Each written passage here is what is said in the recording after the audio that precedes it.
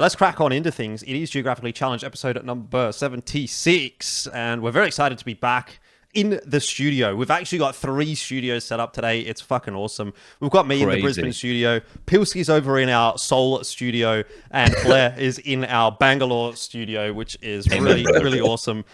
So Geographically Challenged is like kind of like on the up and up. And I tell you We've what, guys, become more Asian, bro. It's well, awesome. I just want to say, it feels very non-brand when you have like, you know, an actual like a challenge episode when you have like 3 people sitting together in the same hotel room. That goes completely against our brand. Because that means you're not true. challenge anymore. It doesn't make any sense. We need to be remote. That's how it's supposed to be.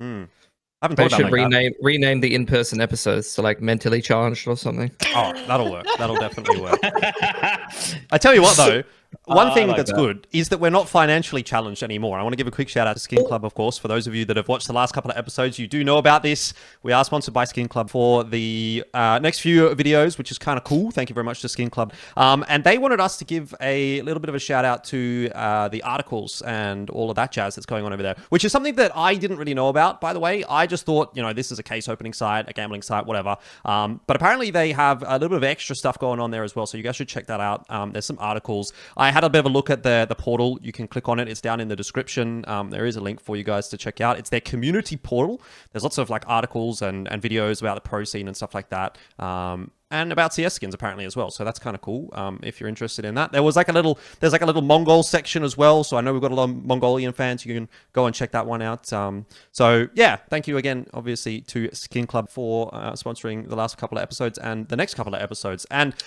let's jump into things, guys. Obviously, we've got a lot to talk about, actually, because there's been quite a bit happening. There's been roster changes. There's been announcements. There's been this and that. I think what we should first go to is maybe just straight on into the eXTREMESLAND wrap up. Now, I know both of you obviously weren't there, so probably the bulk of this is potentially going to be me talking. But do you guys want to give us your quick thoughts on how things played out?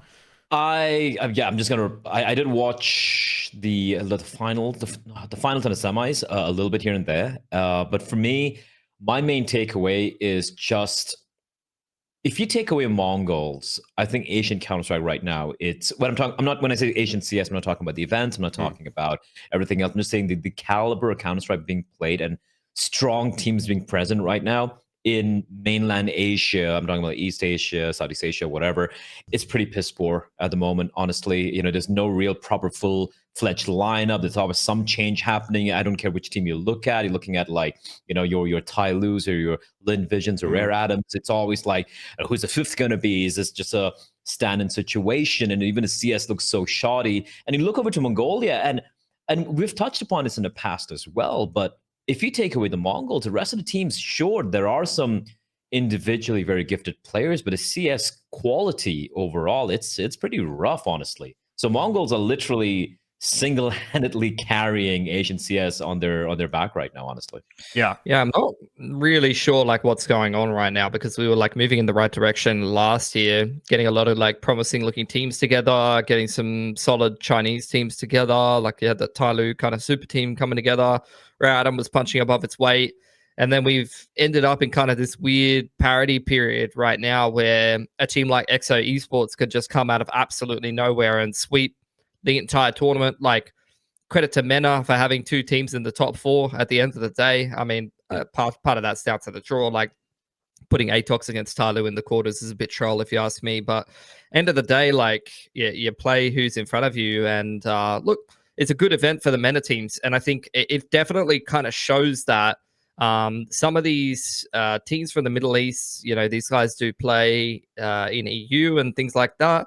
And at times, and you do have a lot of skilled players. So I think this event really just shows you what happens when you just have a decent team from MENA with a couple of players that can shoot hard, and a bunch of Asian teams that are like in a period of parity and not playing up to their full strength. Like this is exactly what happens. Yeah, no, it's 100%. Like you're really on point. I mean, I don't know. I assume you guys didn't really watch a lot of this, to be honest, but exactly what you're saying is really true when it comes to EXO in particular. Like they were a team that, as far as I know, just got put together basically like 3-4 weeks ago, prior to eXTREMESLAND, and then come in and they pretty much win. Just by kind of like looking better individually, like, and obviously there's like some base elements of they had quite They were not like a bad team. They were not like a shit pug team necessarily. It wasn't just like, oh, we're just running around shooting everyone and that's it. But like there was definitely rounds where it was like, these guys are just individually more switched on right now than a lot of the players. Like I think they had like an 80 or 90% pistol rate, and that should just tell you exactly what it needs to tell you. And then of that, then they had like 100% conversion rate on their round 2 as well. So they were just like crazy compared to the majority of the competition. And it was really only when they got into these kinds of games like the games against the Atoxes and the Tyloos and the Rare Atoms where they didn't completely just walk over them. But even in some of those matches, like they honestly did kind of shit on Rare Atom. I think there's a lot of things to really like touch on here, but I don't know how in depth we necessarily need to go.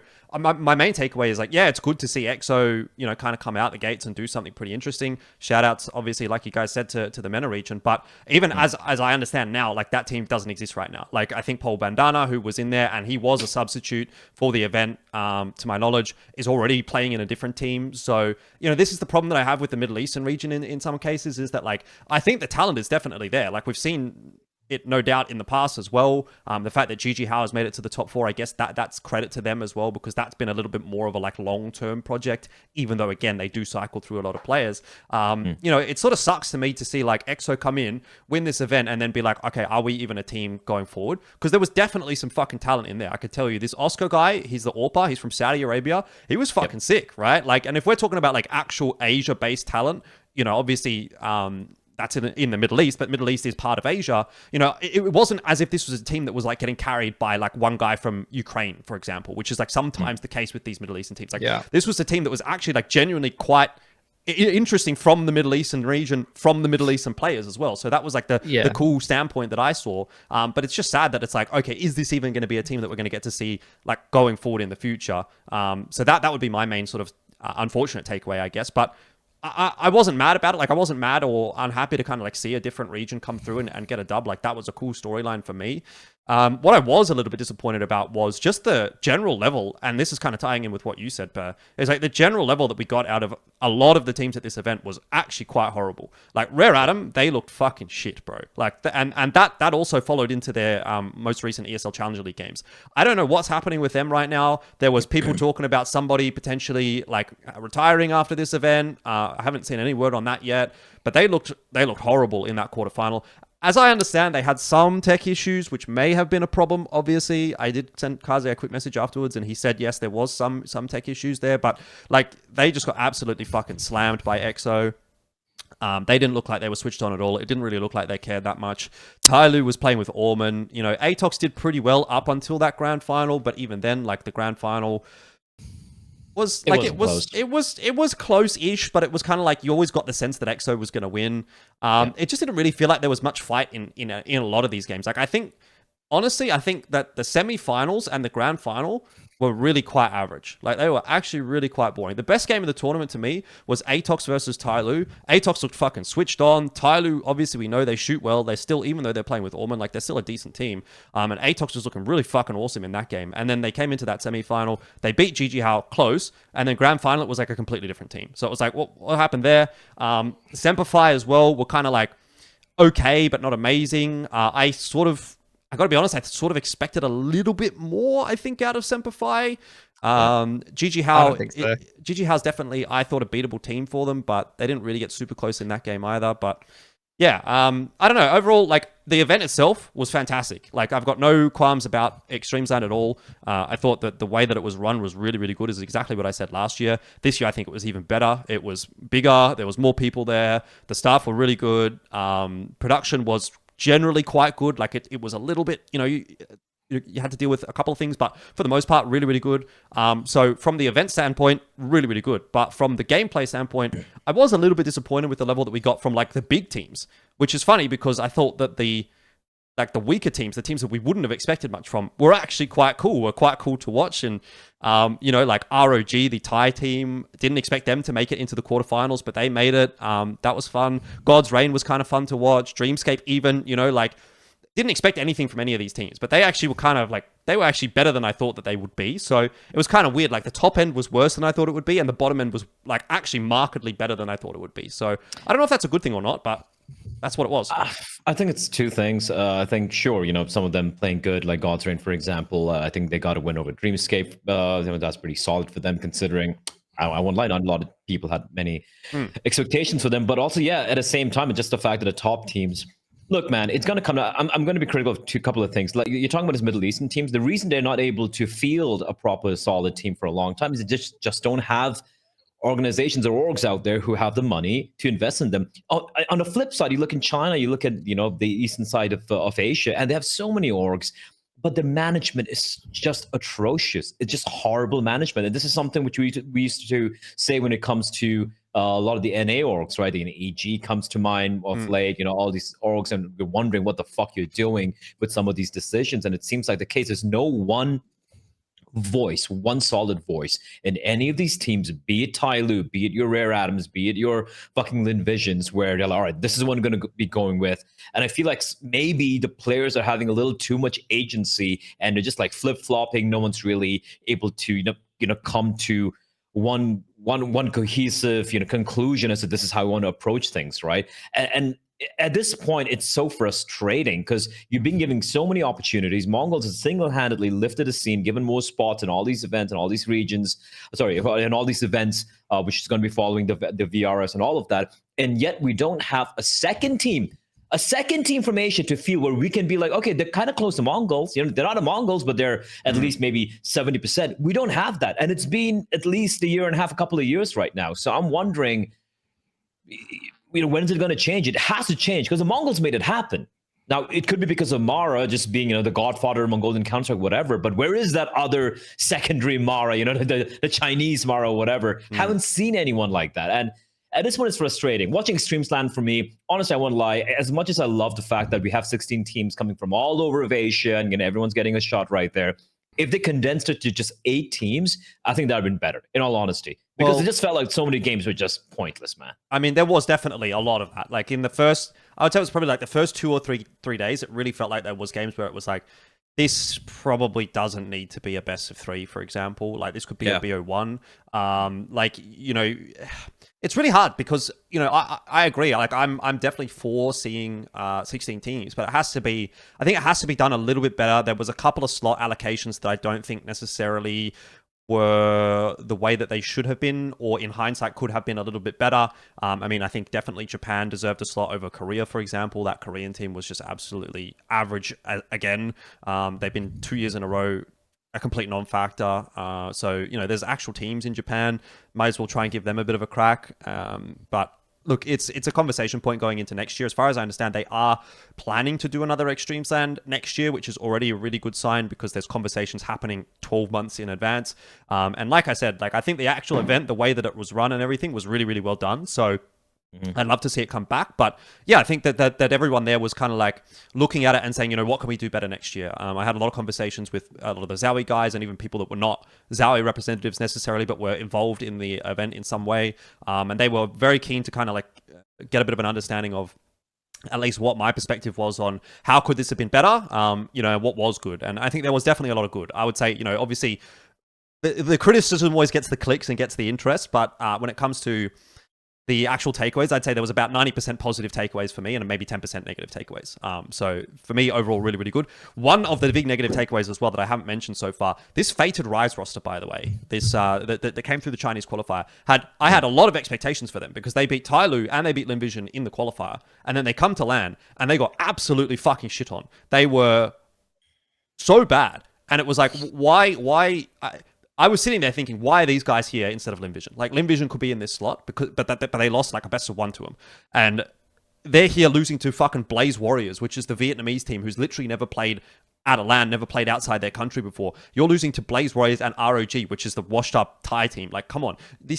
I don't even know. Like, this team really, really disappointed me. So I don't know what's going on there. It's not like they're complete unknowns either. Like, not the Thai team, but the Vietnamese guys. No, I'm talking about Fated Rise. Right. Oh, no, yeah, exactly. I'm looking at Rodent Baby, seen him for a while. Kate has been around for a while. I can't remember which team on. And then, of course, Lan or Ian, right? It's Ian, I think. Ian, yeah. It's Lan. I'm pretty sure it's Lan. It's Lan. It's Lan. Yeah. So it's not like we don't know these guys. I'm pretty ironic considering his name. It's a Lan right there. But yeah, Yeah, disappointing. It was actually genuinely mind-bogglingly poor from those guys. Change his name to online. I guess you could say they had a faded rise. They definitely did not have a rise. They did not have a rise at all. I can tell you that. The only thing free. they got a rise out of is from Jordan. He got a hate boner on. I did get a bit of a hate boner on, and that was why I was sitting there. I'm like, man, I love Counter-Strike because I could just fucking talk shit. You know what I mean? Because I was there sitting with Vic, who's obviously a Valorant host, and she came to host the event. And Mac and Conky are also, you know, they were there, and they're also kind of like Valorant people in some aspects. And I was just like, so many Valorant people. So many disgusting. fucking Valorant casters, man. I hate Valorant casters, especially whose names end with the word itch and live in Korea. But I was sitting there, I'm like, man, it's great to be able to just like say whatever the fuck I want about these teams, because you couldn't say half the shit I was saying on a Valorant broadcast, I'm pretty sure. Of course not. But dude, it just as an aside, like Victoria, Chubby Ninja, right? She's fucking great, but it's always so funny when sometimes she just like, because you know how our Twitter game is in Counter-Strike, at least we just talk shit about everyone and it's totally fine. Someone goes a little overboard as well. And I think I put up was it me? Yeah, I put up a tweet about some team, man, and then she just sends it to me. She's like, "You didn't." I'm like, "This isn't even like half the word shit I've sent." And she's like, "You see this guys get away with so much shit," and I'm like, "It's not even about getting away. No one has any issue with it, which is so much fun." It's based, So I guess just to wrap up eXTREMESLAND, really good event. No real complaints for me, apart from the teams need to play better. I think if there was a takeaway, it's probably condense the group stage potentially, or even maybe run the group stage online in some case somehow, if that would be possible, and have a longer playoffs, like a double elim playoffs would have been better than a super extended group stage, because I think we could have definitely had better games if we did that. I have a simple solution to that, and that would be just best ones, maybe not. You know, it has to be at least LAN if that's the case. But I would say just run. You know, again, it would be more of a load on them, but also would make it shorter for a lot of people. Just run two streams. Yeah, that too. That could be a possibility. That should take care of it. And there are enough people. They did in the past. They did that in the past. Although they didn't do two streams, they just did two stages, and like only the main stage was broadcast, which I think would also be fine. It was, I 100% agree. Like you can do, and they had like a, not an off stage, but they had like a practice sort of setup, like a warm up setup that they could have potentially played games on. I don't know what the specs on the PCs there or anything like, but it couldn't be that hard, right? Like to have two setups in the space that they had, they definitely could have had two setups. And you can do something like a lot of these, like for example, Yalla did this as well, where you know, you just have, like you pointed out, the playoffs being broadcasted. But if you have a more condensed group stage, you can have a longer playoff stage, like a 4-day, 5-day, whatever, broadcast, a proper production. You know, 100%. Like 2 games a day. I think it would be great. Yep, honestly. Yep. I agree. There was definitely some things that I would see change next year, but I'm really happy that it happened. So shout out Zowie, shout out EXTREMESLAND. Also, I mean, if anyone from them is from Zowie or EXTREMESLAND or watching, and okay, this is not me saying, you know, hire me, but I just feel personally having 3 commentators, not even analysts, where, you know, it's longer days. It should have been 4. I think swapping around, especially the group days, it looked pretty rough, man. Like just watching it, like this is kind of rough for all of you guys. So yeah, just getting an extra commentator and just having pairs, I think would be ideal. 100%. Yeah, we did give that feedback as well, and I think they were pretty receptive to almost all of the feedback. Like we were actually treated very, very well. So I don't really have any. They're always great, dude. The people are so nice, honestly. Yeah. And the after party looked fucking lit. And you need to, at this point, you need to put that photo. After party was lit. You need to show that tweet or whatever Insta story you put up, and you got to put it in. Maybe put it in post. Maybe they'll enjoy the shit you guys got up to. Maybe. Let's see. It'll be on the screen if it's on the screen. Enjoy. Let's move on from eXTREMESLAND though, because we have a lot to talk about, and I didn't expect that one to take that long. Now we've got to talk about the MRQ situation, and this was discussed on HLTV Confirmed about a week ago. I would recommend going and watching that episode, because there was like a 20-30 minute segment where Sponge basically broke down how it works. It's actually quite confusing, I think, if you're just looking at it. But I've stolen his graphic. Thanks, Sponge. Thanks, HLTV Confirmed. Please don't copyright strike me for this one. Well, there we go. It's even got his mouse there. That's not my mouse. That's his mouse. But yeah, look, I wanted to talk about this because it is particularly pertinent to Asia. First of all, let's just quickly touch on the MRQ. The dates for that have been confirmed, 15 to 17 of April. The invite's obviously going out April 7th, as with every other region as well. So as it stands right now, teams have got 2 months to shit the bed when it comes to everything that happens with the MRQ. Right now, everything's going to work out fine. But we've been having a bit of a discussion in the background there as well, Blair, about what happens in the event that, for example, Mongolz drops out of the #1 seed in Asia. Team Liquid could take that slot. That is a very real possibility. Let's say Mongolz just absolutely shits the bed here at Katowice and Liquid wins, right? I don't know what that will necessarily do to the rankings, but I'm sure it will have some kind of an impact. If there is a world, and I think in 2 months there probably is a very small possibility that it happens, that Mongolz drops out of first seed and Liquid jumps up to first seed, and then also Liquid gets overtaken by another Americas team, they could take the first seed in Asia, and Mongolz would have to go back down to stage 3. It is. I completely get what you're trying to say. It is very unlikely it's going to happen, but yes, I think it's important to talk about these edge case scenarios. Now with Liquid dropping out of the PGL Cluj event, I think the odds are even more unlikely. I don't know why that happened. I saw a Reddit thread saying that it was the org's decision. Who made a decision, which is, I don't know what they're thinking, honestly. I don't think they're in a spot right now to be able to skip events. But anyway, I think this is very pertinent. I agree. Because if you go back to the previous RMR and you look at the entire driller situation and how they amended that thing, it's a driller's amendment, so to speak, which Valve put out, posts where your stand-in has to be also someone from the region they're going to be competing in. We don't want it to be an amendment taking place later on. So right now, from what we've seen, from the HLTV confirmed video and from what I've read as well, and what we've discussed so far as well, Jordan, is the fact that yes, there is a chance that Liquid could potentially take a spot from Asia. And the good thing is everyone's like, oh, that also means that in Mongolz, if they make a deep run, there's going to be more slots for Asia down the line. I don't want that to happen. I think it's very just, it's murky. I mean, the thing is, like, I don't hate it from that perspective, but I just think it's a bit of an issue that you still have this like gray area, right? Like, the reason I wanted to bring it up and the reason that I have a bit of an issue with it is that even though teams now don't get to decide, like, this is the actual issue that I have with it, is that for teams that are a 2-2-1 split, so in the case of, for example, Liquid, 2 Asia, 2 North America, and 1 European, you have, if you look at this graphic right here, 16 slots available to you. 11 in Americas, 5 in Asia. So let's just say, for example, they don't get an America slot for whatever, like there's 11 Americas teams that are ranked higher, but they're still the top ranked Asia team. That could be a possibility at some point down the track. They will take an Asia slot then. So you have 16 potential slots. The other 11 Americas teams do not have that luxury. The other 5 Asia teams do not have that luxury. So there is no, as far as I can understand, there is no disadvantage right now to building your team to be a 2-2-1 split if that fits the team, if that makes it. Like, obviously, if you're a fucking Mongolz, you're not going to make a 2-2-1 split just to make a 2-2-1 split, because that's just not going to work. But if you're one of these, like, what teams? Like Liquid, the wild cards of the world, like, I could potentially, like, see it being a FlyQuest thing in the future. Like, let's just say they add another European player, and then at some point they get a North American player in there as well. You have 2 Aussies, a couple of Europeans, and a North American. Then you have the Asia slot, the European slot as well. You could take one of the European slots. It just seems like, I don't think there's going to be, like, the thing is, like, I don't think there's going to be an issue with this major. I think it's all going to work out just based on what I've looked at. But at some point in the future, I could definitely see this coming up, and people are going to go, why the fuck is this a thing? Why the fuck is this team getting this slot? And it's because there's still a bit of a gray area when it comes to the 2-2-1 split. So all I'm saying is, like, I wouldn't be surprised at this point to see some team somewhere take advantage of this down the track, and people will be like, that doesn't seem right. That doesn't seem right. So just calling it now. Do you need to solution? Do you need to build up?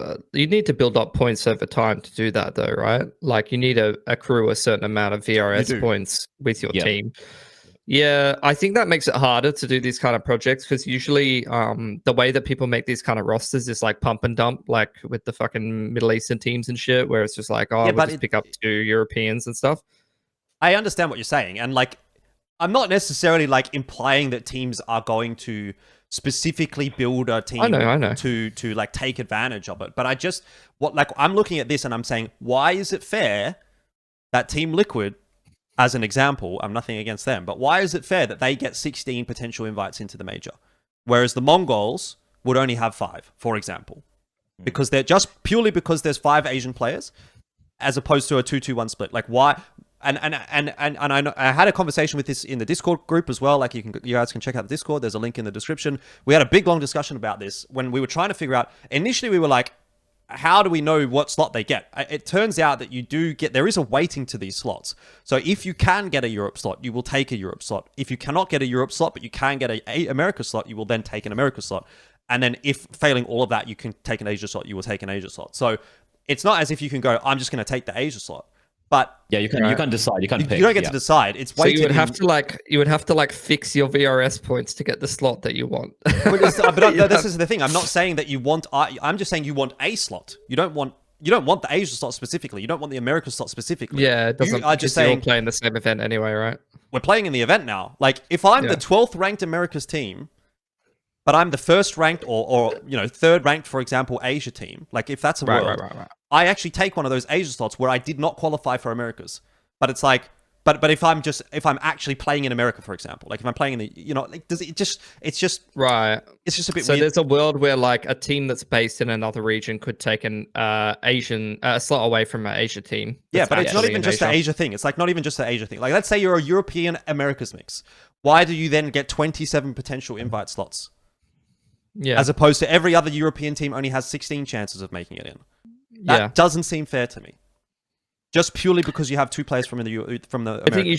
I think you should just have to declare what region you're participating in with a certain amount of time frame, and there should be conditions around that. And like can we not have it be like for this major period we are an Americas team? Like you declare at the start of the year. Not only declaring it, like you actually have to be playing in the region as well. Like you have to fulfill some requirements around that too, because you can't just declare that you're a fucking Asia team and then you're farming Europe for points. But how do you fulfill? Yeah, how do you fulfill that? Right, like there's so many caveats. There's so many. I know it gets too messy, man. It gets messy. And the thing is, you really can't necessarily punish a team for like, for example, you can't punish Liquid for what they have, right? I'm 100% sure that, they didn't build this trying to build this particular lineup trying to play this game. Or no, they're like, this is the 5-man unit that's going to work. It just so happens to be happenstance that, it's 2, and 1. And you can't punish them for it as well. And there has to be a way to deal with it, which I feel it's fair. I just feel like there's so many permutations and combinations and, certain scenarios, which, as you said, Jordan, might not arise in next year or maybe in a year and a half, but it could potentially happen as things evolve, as things change down the line. And it is worrying, but maybe it's one of the, okay, I'll be real here, but maybe it's one of the situations where we need to take a look at the bridge when we get there. Yeah, I mean, that's possible for sure. I mean, like every rule structure advantages some people and disadvantages other people. There's always like give and take when you make rules for anything, and at the end of the day, you should just strive to make something that's the fairest for everyone and isn't going to screw the most amount of people over. And if it screws, at the end of the day, like as far as I'm concerned, if it screws one team over and then the other teams are all like it's a net benefit for them, then you should just go with what's best for the majority and not fuck over people. But at the same time, that kind of mentality can also lead to, and has led to in the past, fucking over Asian teams, because it's just like, oh, it's just the smallest region, let's just make sure that things work well for the majority. I mean, so exactly. Balance there. Exactly. I don't know. I think it's fair and valid what you're saying, Pilski. And there may be a world where this never even ends up being an issue for like 2 years, and it's kind of like, well, why did we have this discussion to begin with? But I'm just pointing out that there is a possibility that could happen. I think it's good that a lot of people have noticed this early on, right? Like it's been touched upon by HLTV confirmed. A lot of people, we're talking about it. I think it's a good sign overall. We've already seen that people in esports will abuse the loopholes whenever they arise. Like people just do it, bro. Like we've all been around for long enough to see it happen time and time again. So I mean, here's I'm glad that people are pointing it out early. A perfect example of this, and I'm not saying that they're abusing it, but the Adventurers roster, which is listed on HLTV as a European team, this is kind of like the spiritual successor to Drillers because it's got Haji, Woro, and Mestal. Also has Nivira and Adam. Now Haji, Mestal, and Nivira are all potentially Asia players. As far as I know, Haji and Nivira have Moroccan citizenship, and obviously Mestal is Israeli. So that's 3 Asia teams. Now, is there a potential world where this team just plays in Europe pretty much for their entire careers, which it seems like they are? I've looked at some of their games. They're playing in Europe. They're not playing against Asia competition. They don't make the top 16 in EU, but let's say maybe they're like 20th in Europe, there's a very real chance that they are above the top 5 in Asia. Like when we're considering like top 5 in Asia is Mongolz, they won't be above Mongolz, they probably won't be above FlyQuest. But right now it's like what, Tyloo, Lynn Vision, Rare Atom, maybe. Like they could very really be above one of those 3 teams, I would say. Or Atox, actually, sorry, excuse me. Atox is the 3rd team. But I think there's a real possibility that you could definitely get more points than one of those teams that are just playing in ECL Asia. But anyway, I don't want to like go too far into it, but I'm just saying, again, like you got to keep an eye on these things because that is a very real possibility. And especially when there are teams like that kicking around, I could see it happening for sure. So we'll see. But if it does end up happening, we're going to come back to this and say fucking called it. Anyway, let's move on. Talk about ESL Challenger League. And I don't really want to talk about the results or anything like that. We don't need to go into that. But just because we can, the results are here for you guys to have a look at. But the one thing that I did want to talk about here was the fact that ESL Challenger League this year is VRS ranked. We've been talking about that a lot on the broadcasts themselves, Pilski, but also it's on HLTV. Now, it's not obviously a big deal necessarily for Oceania because Oceania was on HLTV last year, but Asia, at least this year, is also on HLTV. So that's fucking awesome. Yeah. That's amazing. Yeah. It's exactly what we've been talking about for probably 12 months. Very helpful for a lot of reasons. Oz kind of feels like it's in a big period of parity right now. Like I don't even know who's good and who's not good, to be honest. Got to see like talent play a little bit more, and Rooster's made some changes as well. But it really feels like the ceilings dropped and the floors maybe the floor's where it was, to be honest. Like it just feels like a lot of these like middle of the pack teams can beat good teams or like are playing decently at the moment. So yeah, I think that the level overall in Oaths right now doesn't really seem to be like too promising. But we'll see how things develop. It's still only January. Like, you know, you always teams being sleepy at this time of the year.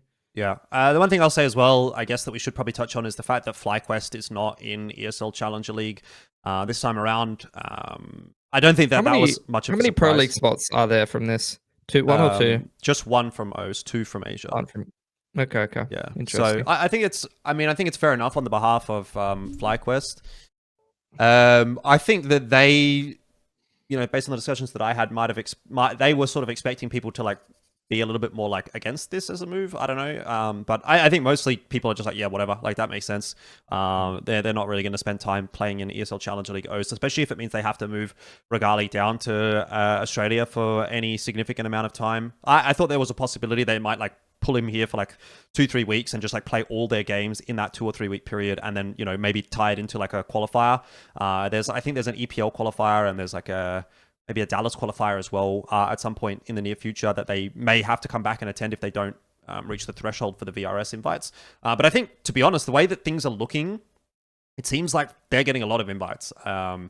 There's a lot of stuff going on, obviously, and I think they'll have enough to play in, to be honest, without an ESL Challenger League. So I think they're probably just going to go down that same route as the likes of the Mongolz, which is kind of cool as far as I'm concerned. Yep, keep it up, great work. So not much really more to touch on necessarily there for ANZ, but when it comes to Asia, Call Me Sue into Lynn Vision is a pretty interesting topic. We got to watch him play a couple of nights ago, Pilski, and I have to say I was very impressed. I thought that he was kind of cracked. I don't know if he's the truth. I don't know if he's Jam Young 2.0. I don't know if he's the savior of Chinese CS, but I think this is potentially the best look that we've seen from Lynn Vision since Starry and G departed the roster initially. So that's been probably 12 months now. You're getting carried away a bit, but no, I'm not. There's no way.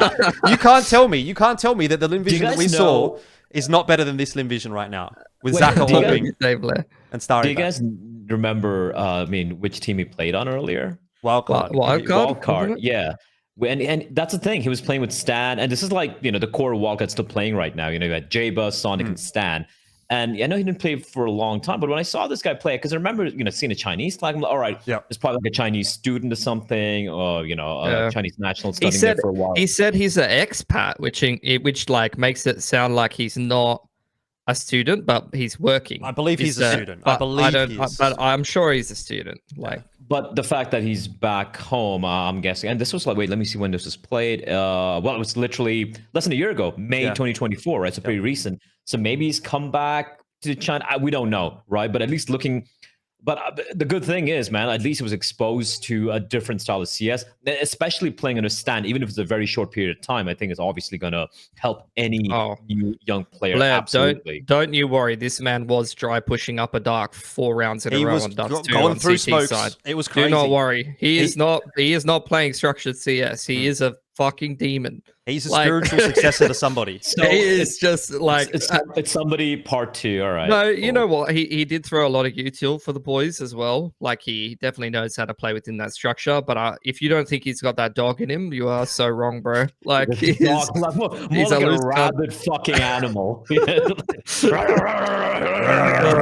know what the funny thing is? You know what the funny thing? The spiritual successor to somebody is playing Valorant, and his name is Nobody, he just runs it down. Like he does the same kind of shit. Wait, who does he play for? I know this name. EDG. Yeah. EDG. Okay. Like the best Chinese team. Yeah. He like, especially in China, he literally just fucking sends it. Like he does some crazy shit. He gets away with absolute fucking shit.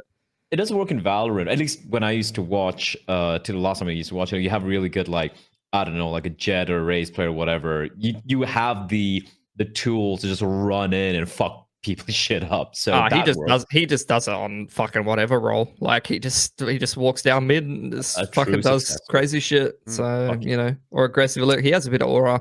Anyway, enough about cartoon shooter. Yeah, I don't know if you guys know this, but Pilski is a Valorant caster, by the way, and he is in Korea right now, and he is on BCT Pacific. So everybody say congratulations, Pilski, or fuck you, Pilski, in the chat, depending on what your thoughts are on Valorant. You can choose one way or the other. Pilski. Fuck you, Pilski. Fuck you. You guys are making me blush. It's so nice. Yeah. He's actually blushing. That's so cute. All right, Lynn Vision. Listen, if this lineup is gonna be a thing, I'm looking forward to it. It looks like someone who's not yet again another has been or never has been from the Chinese. Never has been is a good point. Yeah. I'm kind of excited. Yeah. Yeah, he looked promising. Like especially the thing is, right, we'd never seen him play before, and then we go to cast this ECL game, and like the first 5 rounds, it was like you don't know how to feel about a new player. And then, like, you see every round for the first 5 rounds, he peaks someone, they get insta one-tapped. Like, he was actually fucking the other team, and he was, like, carrying, like, Lynn Vision, he was, like, 10-3 or something, and the rest of the boys had, like, 1 or 2 kills or something. He was actually fucking owning. So we were, like, really hyped. Then he kind of slowed down a little bit, and then he did some really questionable shit, like just walking through the fucking smoke in Upper Dark in, like, a man advantage situation on CT side. But you know what? It's ECL Asia. We give him some small passes. I think he's definitely an interesting player. And at the end of the day, when it comes to Lynn Vision, I'm sorry, but like I've seen 2 years, or I don't even know. It felt like 2 years of fucking a Fufu, and who like a year of a Fufu like was too much, guys. Like come on, like we've seen him play a lot, and that's just not it. That is just not it. As long as Zachary remains on the AWP, I'm happy because he's found his spot. He is so good at an op. Try to mix down some of these riflers. You have Starry now. Westmont's still a pretty solid caller. And then if this new pickup works out for them, I can rate Lynn Vision better than Tyloo because they actually have an IGL.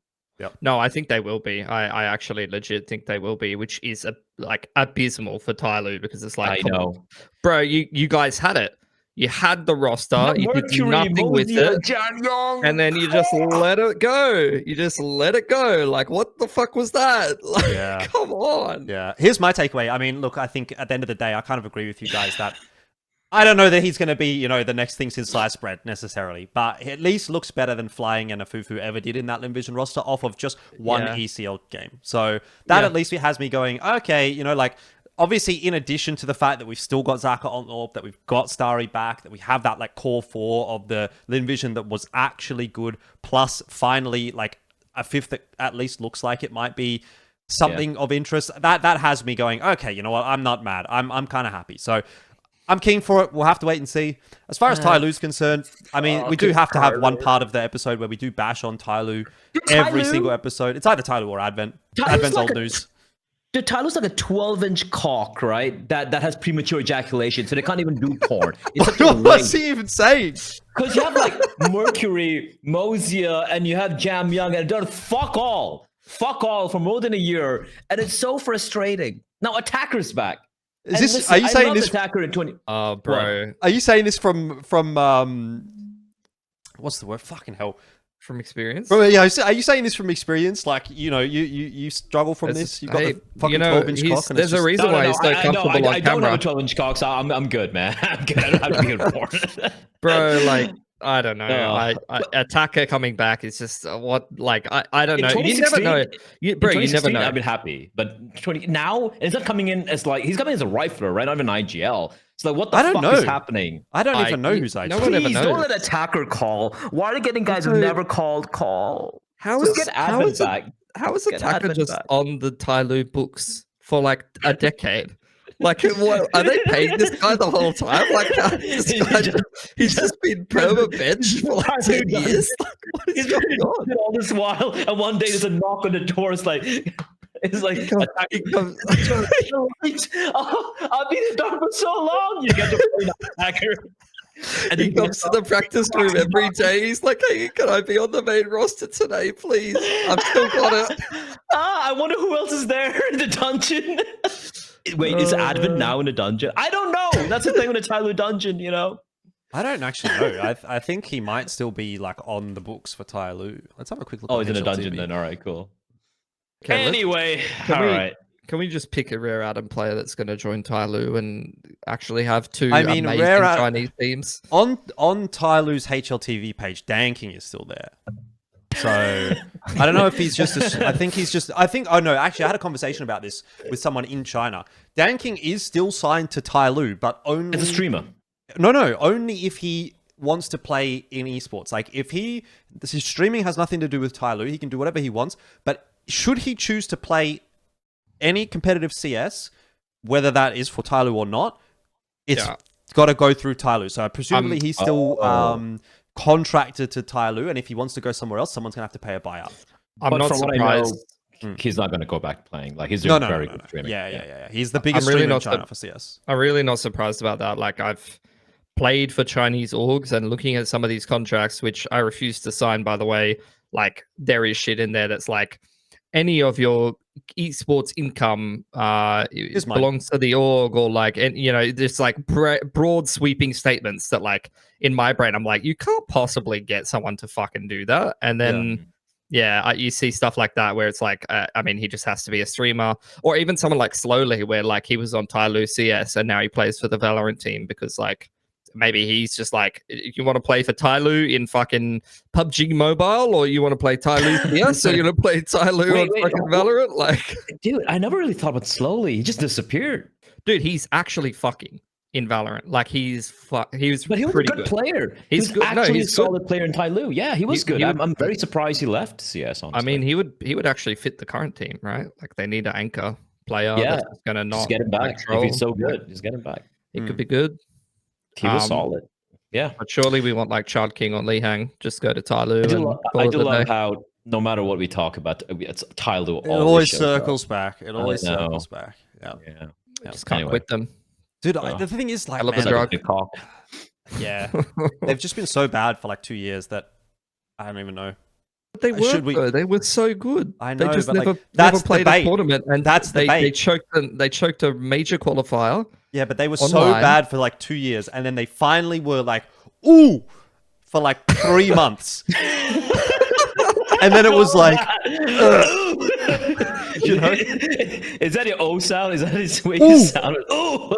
You know, it made me go ooh, and then like Jordan. 3 months later, I realized there was shit on my fucking pillowcase, and I'd been sleeping all night today. So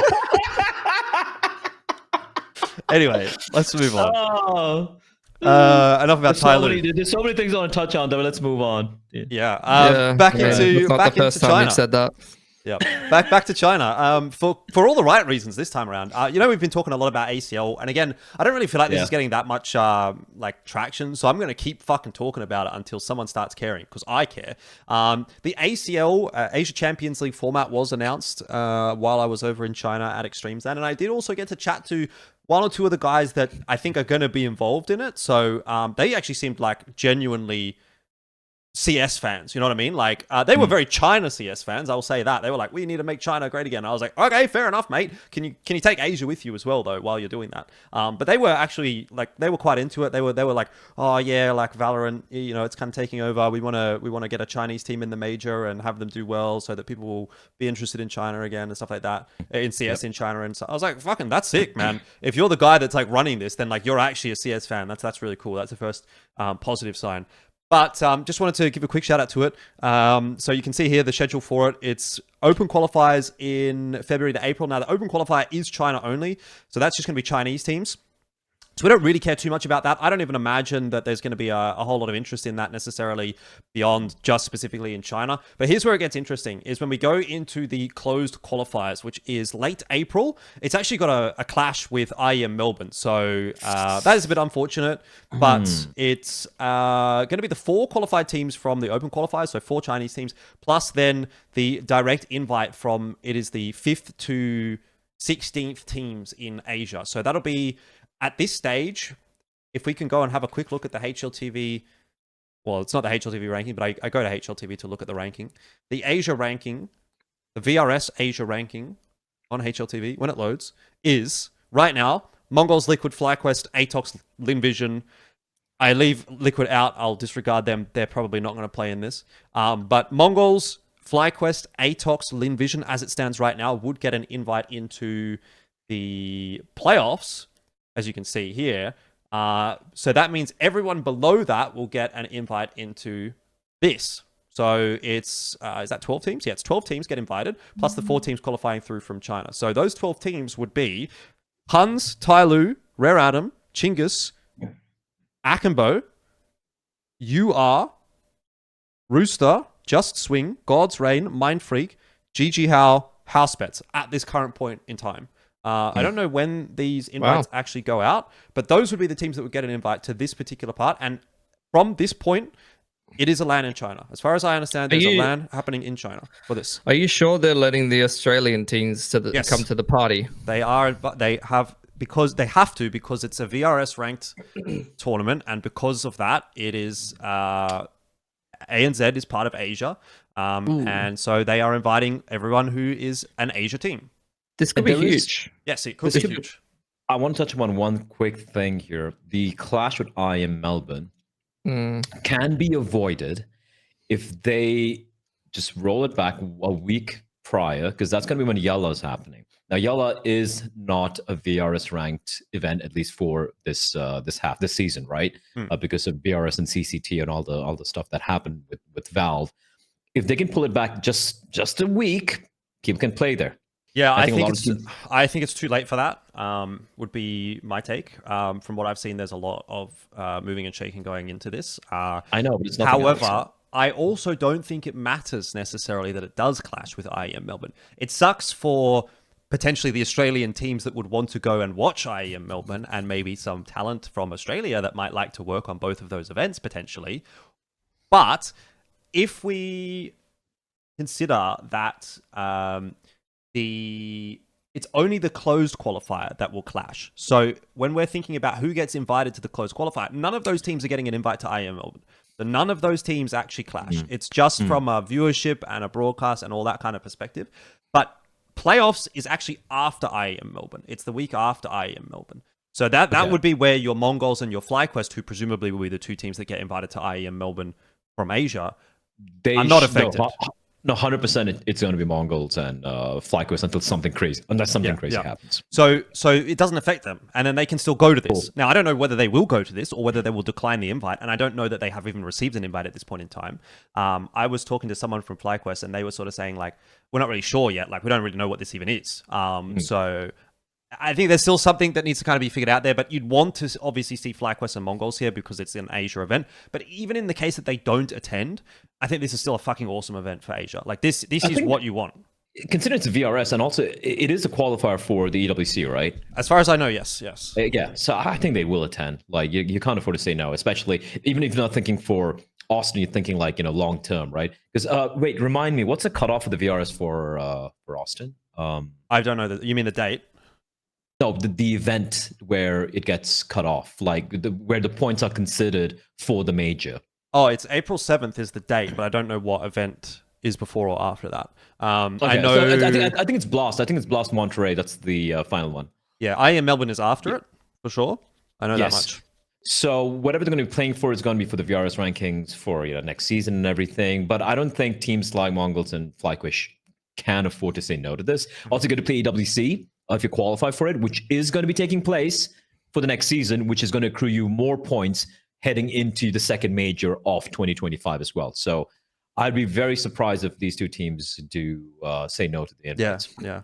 But even regardless of that, I mean, like, I think it will be really, really awesome. Obviously, eXTREMESLAND is cool because we had 16 teams there, and you got to see a lot of the Asia players and stuff like that. But it wasn't like the best 16 teams. And look, I don't know if we're inviting based on VRS, if we're going to get the best, quote unquote, best 16 Asia teams, because like obviously Talon right now, they're ranked 21, for example, in Asia. They would need to get some VRS points quickly if they wanted to go.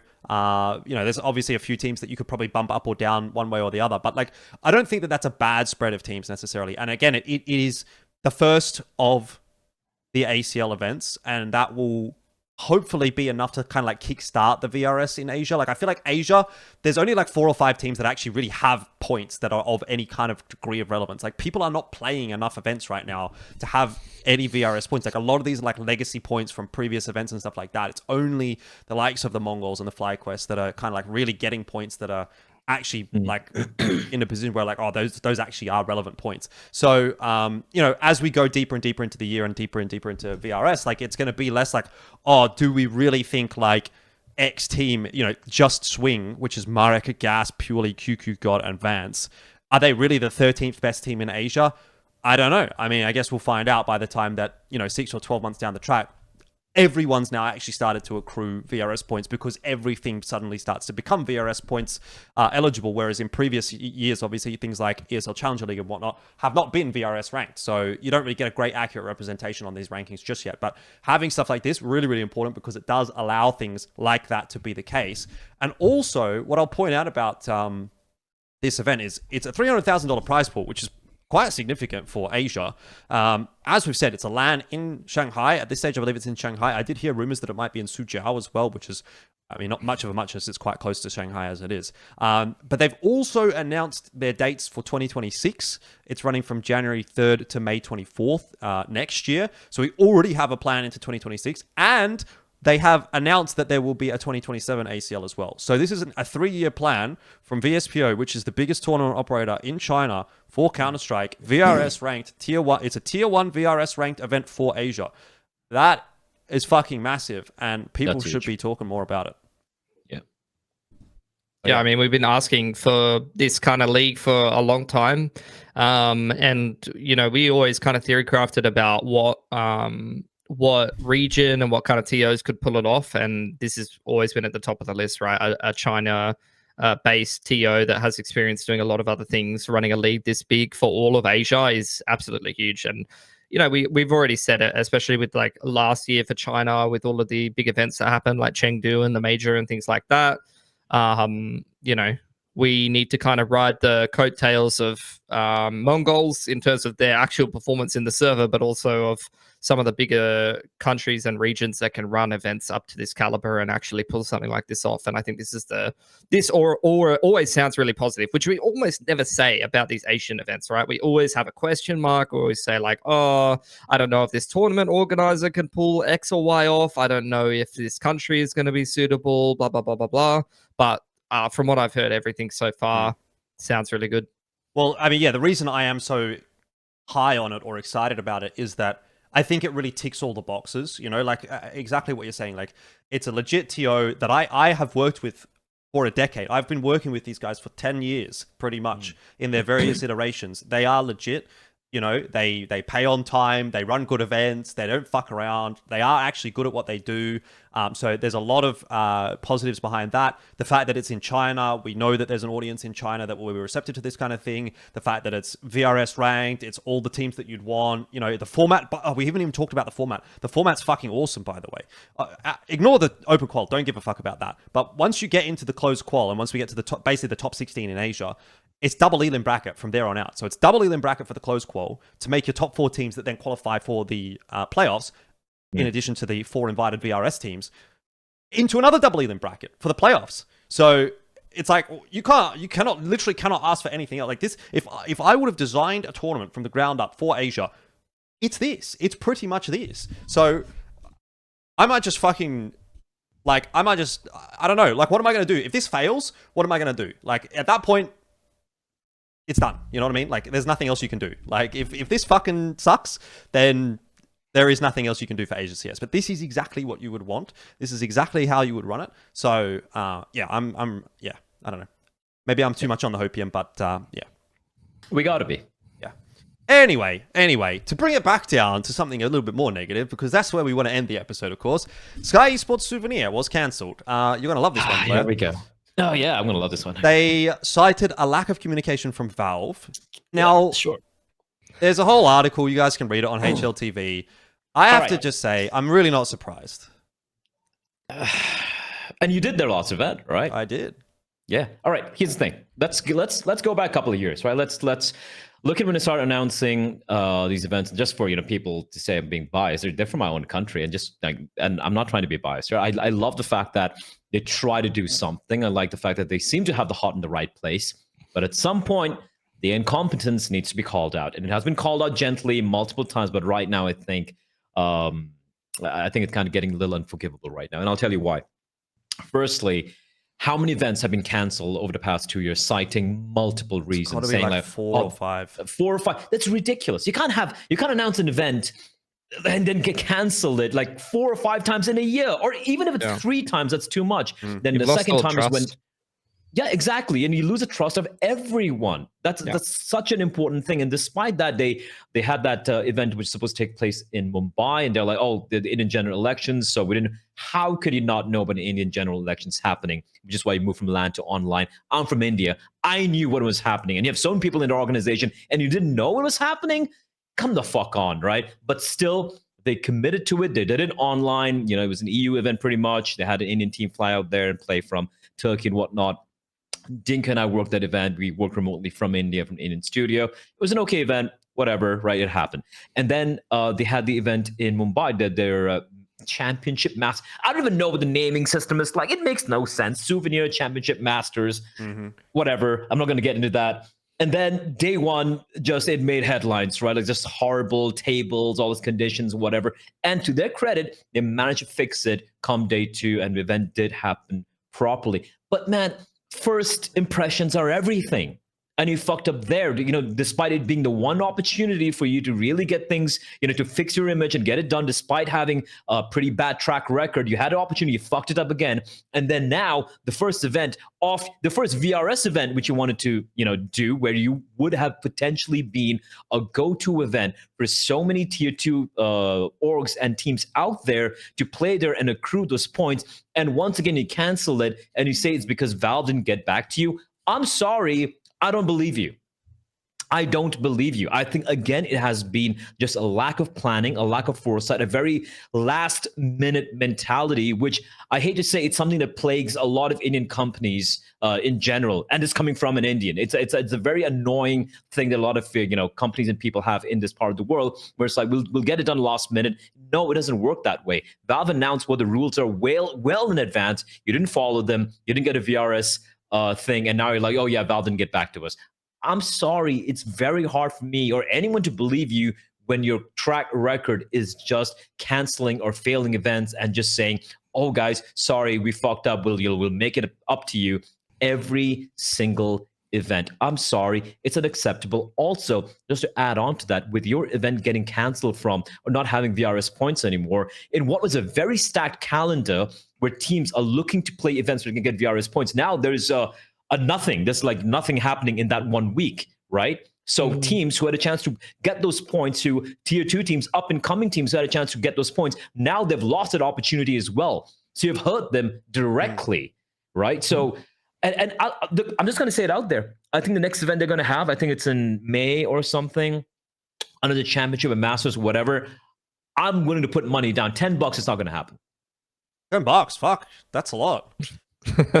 In India, you're really putting your money where your mouth is, mate. In India, it's a lot. The thing, I mean, I agree with everything you said. I think, you're definitely losing the trust factor. And this is, from a tournament organizer's point of view, this should be the year that you try the hardest, because it's now open. There's so many of these tournament organizers coming back. Teams have got a lot of choices to make.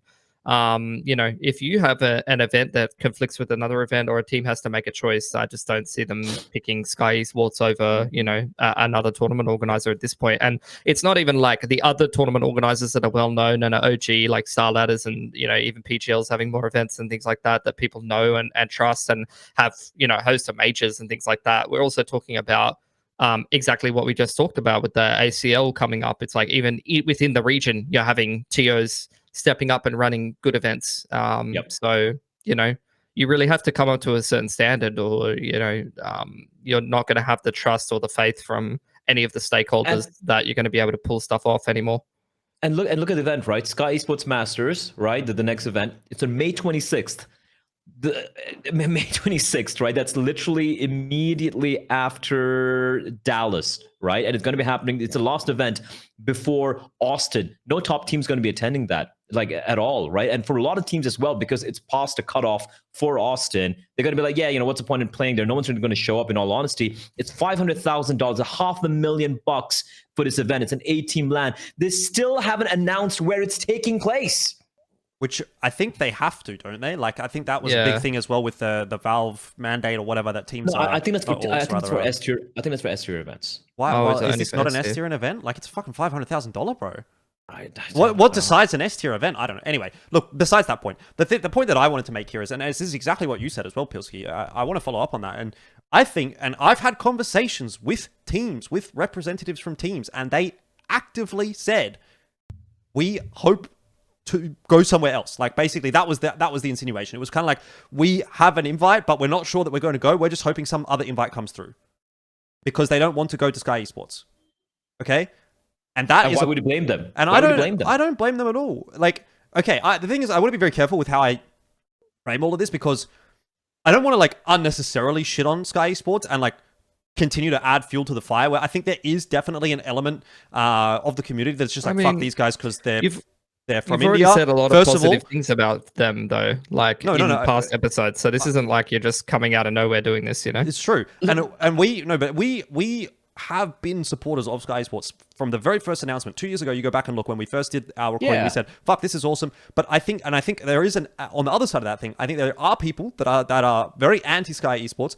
One, because of the region that they're from. I think there's definitely some racism involved. No doubt about that. 100%. Yeah. Two, because I honestly think that there has been some of the criticism, some of that was overblown, personally, from my perspective, of the last event. I don't think it was as bad as it was made out to be. It was not good. Don't get me wrong, but it was not as bad as some people made it out to be. Some of those players were fucking walking around in Mumbai trying to find the shittiest spots they could to take videos of and be like, this place sucks. And it's like, come on, bro, like, you're really just not. Just say it in Aurora, we're doing that. You're just not a good person. You're just not a good person. And here's the thing. I was in touch with a couple of people. I was talking to Kassad, because I was there with Bleed, right? And I know Kassad very well. He's a good friend of mine, a good colleague and a friend of mine. I was also talking to another player, another very experienced player who was playing in that tournament. And I'm just asking them, hey guys, what's happening and everything. And they were very real. They're like, day one, PCs, whatever. And they're like, with day two, it got fixed. And it's just like, a lot of these guys are just being very spoiled because they've only done ESL events and Blast events, who do a great job, don't get me wrong, right? Yeah. But then they're being very unfair. And so, but my criticism for Sky Esports is not the last event. It's day one. It should never have happened. You fixed it. I'm very happy you fixed it. I think it's very respectable, but it never should have happened in the first place. Number two, it's about these last minute switching to online, last minute, LAN's not happening because the election, because this and that. And then, of course, events getting canceled last minute because, Valve didn't get back to you. And also for all the other teams out there who never had a chance to attend a Sky Esports event, what's their what's a perspective, right? Their perspective is an organization that keeps canceling events, number one. Number two, who move from LAN to online. Number three, where whether it's real or not, whether it's a lot of bullshit or not, they saw those photos, they saw all the bullshit and all the articles about the day one of the last event in Mumbai, and they're like, yeah, I don't think I want to travel there. Why would I? When I can just go to a CCD event happening in, I don't know, like a nice little studio in Belgrade, or this one, there's no travel involved, there's no nothing involved. I'd rather do that, and I can't blame them for that, right? But if Sky had, I really feel like if they had a little bit more planning, a little bit more of competent people being hired, spend a little money, get some competent people. A lot of freelancers out there who have done this for years, for decades, by the way, when it comes to production, when it comes to, managing stuff, when it comes to logistics and all of that. If you hired these guys early on and you had a decent track record and you forget the hospitality, as long as the event happens properly, teams will be like, yeah, cool, we'll fly down. But it was both happening at the same time. Actually, by the way, no one's actually complained about hospitality. Not even once. Everyone loved it. I loved it as well when I was staying with them, and I worked a couple of events with them as well. It's more about the event. That's more important. And I feel like they have the heart in the right place, but they don't know, how to approach this. They're like, oh, we want to make this India, really cool thing, great hotels. That's all fine and dandy, but the event's not happening. If the matches aren't taking place, buddy, what do you have, right? And this is coming from someone who really wanted them to do good. I really wanted them to succeed, to do good, and they had a chance with his VRS. They really did, to be, a stopover for a lot of the tier 2 teams and maybe a couple of tier 1 teams here and there. But I'm sorry, if you didn't plan far enough and you didn't have the right people looking at the documentation being like, oh, guys, these are what the invites are supposed to be, VRS based, blah, blah, blah. And instead you come up with a statement saying, hey, yeah, Valve didn't get back to us. I'm sorry. I am not buying that bullshit. I am not buying that fucking bullshit. And you shouldn't expect anyone else to. Yeah, no, I think there's definitely a lot of things that I want to say here, but the biggest takeaway for me, I feel, and if I had any kind of advice, I don't know if anyone from Skyesports is going to watch this, but what I would say to them, I think, is sort of what we've been saying for the last sort of 6-12 months when it comes to these kinds of events, is that I think they're shooting too close to the sun. I don't personally believe that this is a tournament operator that is ready to produce an tier 1 tournament. And I think that is very evident now, especially after having had all the cancellations, the event go poorly, and now your reputation is more or less broken, right? I think there's a lot of work that needs to be done on the Skyesports side to rebuild that reputation. And the way that you would do that, I think, is to just temper your expectations a little bit. You're not getting tier 1 teams to this anymore. There is no way you're getting tier 1 teams. You're probably not even going to get the big tier 2 teams. I think in general, again, like I said, based on my discussions, a lot of teams, they will go if they have nothing else to go to, but the second that they have a better offer, or that they're like, oh, we should take this week off, they're just going to do that instead. So you need to target a market that is going to actually value these kinds of events. Let's go bring Asia it, circuit. Bring let's it back go to down. China. And let's go to India. And let's go to Southeast Asia. And what is the point? What has always been the point of Skyesports? It's been to promote Indian Counter-Strike. Shout out to God's Reign. Talk to those guys in eXTREMESLAND. They were actually G's. They watch the podcast. Yeah, the boys. Yeah. If your goal is to promote esports in India and to promote Indian teams, why are you putting on tier 1 events where they're going to go and play against fucking the Mongols and 3D Max and get fucking shit on? Let's fucking let's beat like ATOX. Let's focus on beating ATOX. ATOX would love to go to an event in India. Let's just try and focus on beating ATOX first, and then we can maybe try and play FaZe. All right? Like, let's bring that prize pool down. Exactly. Bring that prize pool down. Why is it 500? You don't need a $500,000 prize pool. Let's take 100K out of the prize pool and hire some people to run the tournament. That's just don't make it don't make it too much. It's too much. They're trying to do too much. They're trying to run 4 or 5 fucking S tier tournaments a year. They can't even run one. Let's run one B tier tournament for Asia. Do that well. And then start to build up from there. Let's put everyone in a nice 4-star hotel instead of everyone in a crazy hotel, and it will still be good. And let's spend some money on the broadcast and the production. Dude, let's hire another set of commentators. Let's let's run a good insane event. Thing is, I told this to them, early when I think one of the first events I did with them in Bangalore with Dinko, the one where he did not get food poisoning. Because the city's much better than Pune. Anyway, we had this conversation when I told him, like, guys, Why don't you, instead of having 16 teams, bring it down to 8, right? Bring it down to 6, whatever, right? Why don't you do a studio event? You know, you get everything running. How do you differentiate yourself from everyone else out there? It's by the production and this and that and whatnot. And then let's move it up a little bit. And yeah, that's a great idea.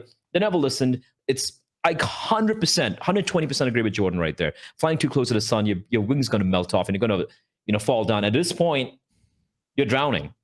I don't They're just not ready. They're just not ready. Is that not like a bit of an Indian thing or like an Indian stereotype though, where it's like you will give feedback to people and they'll say okay and they'll like listen to you and then it doesn't happen? Just say no. Just say no to my face. I'd rather have that. But I know it is a South Indian stereotype where like saying no is like it's a rude thing, it's a bad thing or whatever. But for me, it's more like I feel there's a very classic South Asian mentality of if you look at any esport event in South Asia and their announcement, the largest ever event ever. I want to get that Hugo fucking video. It's like every game, Counter-Strike. Biggest one. It's exactly like that. I'm like, guys, it's not even the biggest of the year, but it's the biggest ever. It's the biggest Comic-Con. It's the biggest Counter-Strike. I mean, stop. Doesn't have to be biggest. Be the best. How about that? Just be the best event in India. We don't need a 12-inch cock. We need like exactly. If it's a 6-incher and it does its fucking job, everyone's gonna like it. Nice Run it all the way back around. Run it all the way back around.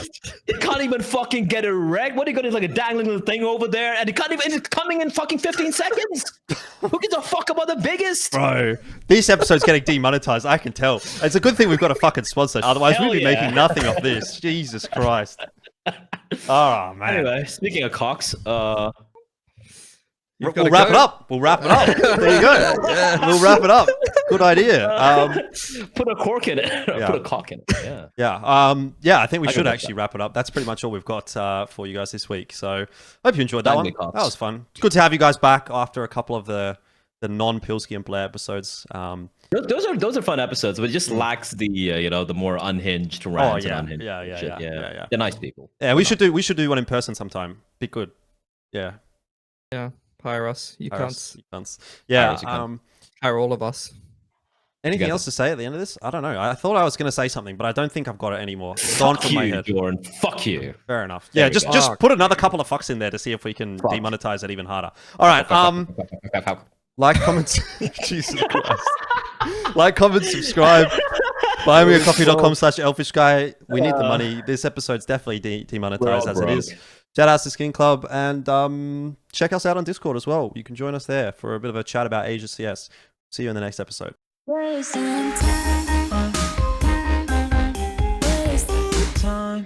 Hey guys, just at the end of that video and heading into 2025, I want to give a massive shout out to Jean, who has been a big supporter of mine on buymeacoffee.com/Elfishguy. She's been a member for over 12 months. And if you'd be interested in supporting my content and getting this content grind going, then head over there as well and check it out. Thank you very much.